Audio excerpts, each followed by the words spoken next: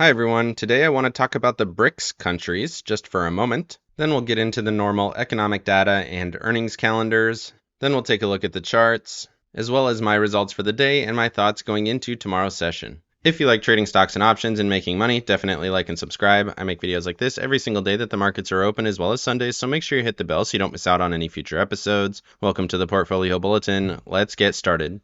So if you've not heard of the BRICS nations, there are now more than 40 of them according to this article. These are countries that are coming together to use a single currency that is going to be backed by gold. It's worth mentioning that Russia is part of this organization, but Vladimir Putin is not going to appear in their next meeting in August, the 22nd to the 24th. The big players here are Brazil, Russia, India, China, and South Africa, but there are some other smaller countries participating. There's currently some controversy with Russia because South Africa participates in the International Criminal Court, and there are currently charges against Vladimir Putin due to his war in Ukraine. So that's fairly interesting, but in terms of this currency, it's supposed to be backed by gold, and there are a fair amount of fairly large countries that have signed on to this initiative. Moving over to the economic calendar, you can see jobless claims coming in better than expectations today. Philly Fed manufacturing super low, down below expectations, not good. And then existing home sales also missing. And then Fed balance sheet only declined by around 20 billion, a little bit less than I would have expected. Looking at tomorrow, nothing major on the calendar going into the Friday expiration. Moving over to the Philly Fed manufacturing index, charted over time. This is a chart from Game of Trades once again, but it really just charts the Philly Fed Manufacturing Index over time. And you can see the recessions that have played out and where they are relative to current levels. 2008 recession, 2001 recession, 1990, and currently we're still a little bit higher than those levels. We did tag it just briefly, but we're still in the zone, much lower than we are when we're in a healthy market. So it's worth paying attention to that we're in this zone, but we're not seeing those big recessionary factors coming through quite yet. Moving over to earnings, you can see Taiwan Semiconductor beating on the top and bottom, J&J, Abbott Labs also beating. Everything's still going pretty well in terms of earnings, except for Tesla and Netflix. We talked about them yesterday, having bad guidance. Market didn't like it and they moved much lower. Looking at tomorrow, we have American Express, SLB, the oil company, and that's pretty much it. Not much going on tomorrow.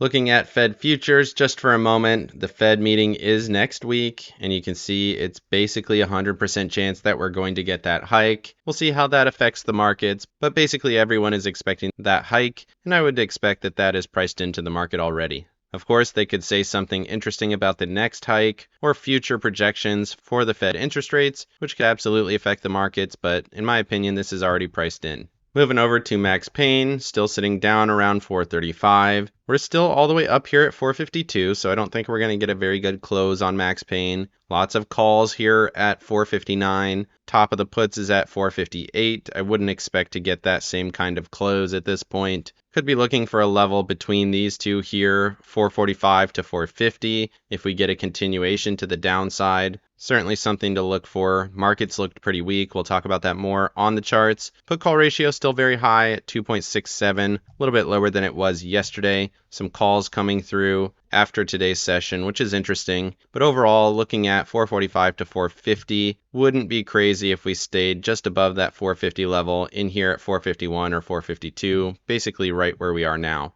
Moving over to the charts, starting off with the S&Ps here on the hourly chart. We've pulled back fairly strongly. The high yesterday was up around 456. We're down at 451 now. So that's about a 1% move from the highs, a little bit less than a 1% move. You can see that here on the daily chart, we have an island reversal. We gapped up, dojied, island down. Looks pretty weak. We're still above this trend support, and you can see that here on the hourly chart. But if this breaks here tomorrow and we push down to the 9 EMA on the daily chart, down at 448.82, that would be about another 1% or so, a little bit less than 1% to the downside. Momentum on the daily, definitely weaker. RSI pulling back. And this looks a little bit stronger to the downside than we've seen here recently. We had a similar move down here where we gapped down, got all the way down to the 200 SMA before we found some support and then rallied up. And if we were to do that here and moved all the way down to that, that would be another 1.33% from current levels. So that could absolutely happen over the next day or two. Moving over to the NASDAQ, we had a much stronger move. From the highs, we moved down almost 3%. We definitely wicked 3%, but we're down at this level here now, 376.45. Could absolutely hold here, come off of the 144 EMA here on the hourly chart. Certainly could happen. Momentum moving a little bit more bullish. Volume very high today on this down move, not what you would want to see. And you can see that here on the daily chart. Big step down in momentum, big step up in volume. And I would expect this to come down to the 21 EMA, sitting down at 370.50 at this point. Have some levels in there worth watching, and this previous high. That would be interesting. If that level breaks, then I would be watching down for 364.84. Again, we've seen moves like this where we have a big move down, test the 21, and then we get a continuation higher. So it doesn't mean that this rally is over quite yet,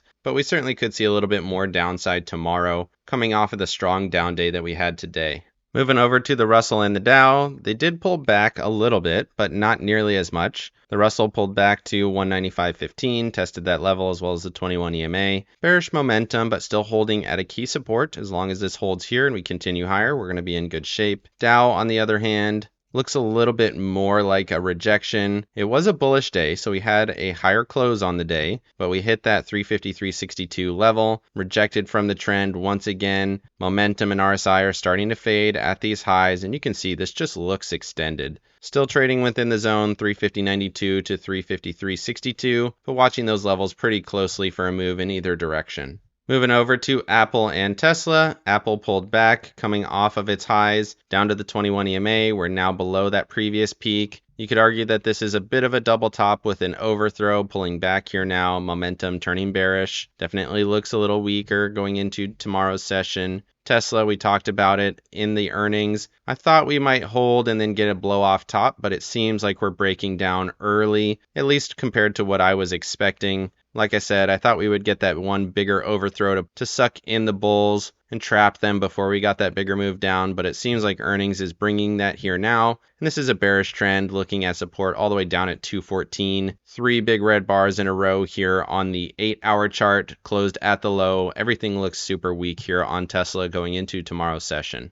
Moving over to Microsoft and Netflix. Microsoft also pulling back off of its all-time high, back down into this range at 344.86 off of that trend line. Still a bullish trend, but momentum and RSI look more weak. If this level breaks here tomorrow and we start to see a pullback down to 330, that could be very bearish for markets, and especially for the NASDAQ. It was down 2.3% on the day, not great. Netflix coming off of its up move, big red bar on earnings, selling off. We're below all of the EMAs and SMAs on the shorter time frames on the 12-hour chart. Looking at longer term support down at 382.69, that would be a pretty substantial move from current levels, about 12% down from where we are now, and that could absolutely happen. You can see that huge volume, ramp up in volume on that selling, so I would expect some follow through on that move to the downside on Netflix. Moving over to staples versus discretionary, we have some very strong signs of rotation here now. Finally, we rallied up, hit that 75.40 area, the one we've been talking about for a while. We're now here looking for that break, push up to 77.50. I would expect that to happen as we see discretionary now breaking down from that upper trend line. We did overthrow it just slightly before we broke down. Again, very similar to Tesla's. This chart is mostly driven by Tesla here recently. Big bearish momentum, big bearish volume. Below the shorter term EMAs, looking down at 166.78 for support, but you have the 144 sitting down at 164.80 as well. I would be looking for about a 2.5% to 3.5% move here on discretionary to the downside before we find really major support. Then we could see a little bit of a bounce, and I would expect that to be met with sellers, and then we get a continuation lower into the end of July and beginning of August. Moving over to breadth. Interestingly, even with the down day, we had a positive day on breadth, pushing off of that support line. 200 sitting at resistance, so that would be interesting to see a little bit of a breakdown. Maybe we overthrow it right now, hit that 76 level, and then we start to see the more substantial breakdown. Certainly possible. Similarly, here on the 50-day average, looking for that push up to 92.25. Get that clear rejection, and then we see the consistent move down over the next month or two, finally giving us that peak that people have been talking about for a while. Moving over to yields just for a moment. 2-year yield rallying a little bit here. Definitely interesting. Similarly on the 10-year, rallied up to the top of this range. See if that holds. starting to anticipate that hike next week. Like we said, almost 100% chance of that 25 basis points next week. And it seems like that's getting priced in a little bit here. Moving over to the dollar, waiting to see if we get the breakdown from resistance. So we got the bounce off of the trend, got the rally into the zone now, and now we're waiting to see if we get the break back down to trend or break further down to the lower trend down at 98. Momentum looking a little bit more bullish. You could absolutely push through this area. Definitely going to be some sellers here in my opinion, but it could even push up to 102. That would be interesting as well. This move was a little bit more aggressive than I would have expected, and it might have a little bit of follow through since it pushed right through that 55 EMA here on the 4-hour chart. Moving over to JNK and TLT. JNK double topped, breaking down here now through a wick to these lows. Hasn't quite broken down, but momentum and RSI do look weak. Overall, not what you would want to see on JNK. TLT also pulled back off of that push. Quite a rejection, still holding in the zone. Kind of interesting. If yields continue to rally, we might see TLT pull back a little bit. And then you would be trading off of a lower high setup from this previous high. And then you want to see either a lower low for the continuation, or if we set up a higher low down around 100 and then start to rally here on TLT, that would be interesting. Overall, stuck in this zone, not sure which way we're going quite yet. Moving over to MOVE Index and the VIX. MOVE Index rallied a little bit with yields going higher. VIX gapped up and dojied. A little bit weak from the VIX, which makes sense a little bit since the SPY did not really pull back, but the NASDAQ pulled back dramatically on those Tesla earnings. Extending that trend line out here, you can see we gapped through there, looking for a push back up to this 14.99 area. And at that point, you're looking at a double bottom, take out this midpoint, and a rally up to 1850. And that would definitely spell some weaker markets going forward.